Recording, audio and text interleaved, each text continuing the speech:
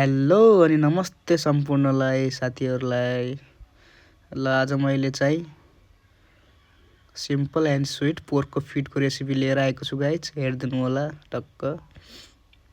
अनि यो चाहिँ हामीले काटकुट गरेर बोइल गरेर गाइज टक्क अब यसलाई चिनीको चासनीमा है गाइज, चिनीको चासले त्यहाँ रेडी हुँदैछ कराईमा। टक्क यसलाई चाहिँ अब हाल्ने हो।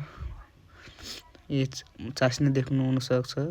टक्क यसमा चाहिँ अलिअलि फिजाउनु दिनुपर्छ गाइज, कलर ब्राउन दामी आउँछ गाइज हैन। टक्क अब हाल्ने तयारीमा हो। टक्क अब हालियो गाइज, हाल्दाखेरि हल्का हल्का मिलाउनु पर्यो। टक्क मिलाइसकेपछि यस्तो कलर आइरहेछ गाइज हैन, यो कलर आइरहेको छ।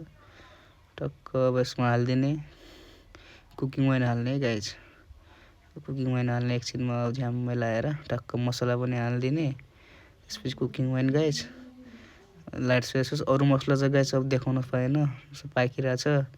टक्क पाकेपछि हेरिदिनु होला। लाइक कमेन्ट्स फलो सेयर सबै गरिदिनु होला गाइज। यहाँ हेर्नुहोस् कस्तो कलर आएको छ, भनिदिनु होला कस्तो बनाएको छु मैले। सबैले कमेन्ट गरिदिनु होला गाइज।